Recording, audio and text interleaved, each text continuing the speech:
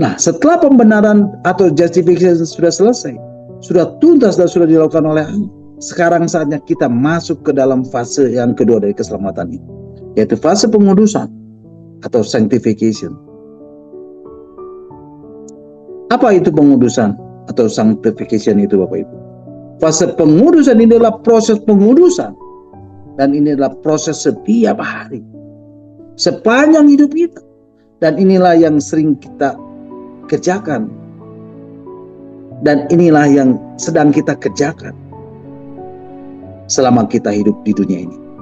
Bapak Ibu, fase keselamatan inilah yang harus kita kerjakan. Yaitu apa, Bapak Ibu? Yaitu kita harus menguduskan diri kita, menguduskan jiwa kita, menguduskan diri kita dari pikiran, perasaan, dan kehendak kita, yaitu dengan bantuan dari Roh Kudus, dengan pertolongan dari Roh Kudus. Tetapi Bapak Ibu, hati-hati. Ada banyak orang Kristen, orang-orang percaya, anak-anak Tuhan, murid-murid Yesus, yang menjadikan keselamatan itu cukup dengan hanya menerima Yesus sebagai juru selamat, dan semuanya dianggap sudah beres, karena semuanya sudah ditebus oleh Yesus di atas kayu salib, dan tidak lagi melakukan fase keselamatan yang kedua ini, yaitu pengudusan. Tidak lagi melakukan proses pengudusan ini selama hidup di dunia ini.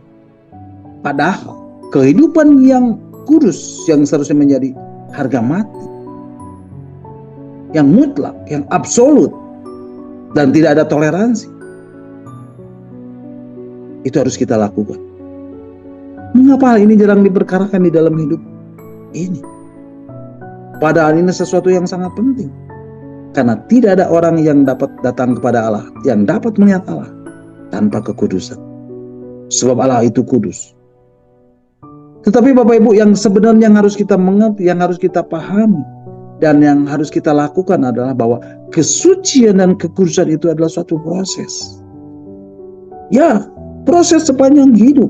Dan ini yang menjadi masalahnya. Ketika kita hidup dengan pengertian yang salah tentang keselamatan ini, dan hidup dengan dimensi perspektif yang tidak tepat tentang keselamatan ini, maka kita akan hidup dalam satu keadaan di mana kita tidak melihat lagi kekudusan itu menjadi hal yang penting.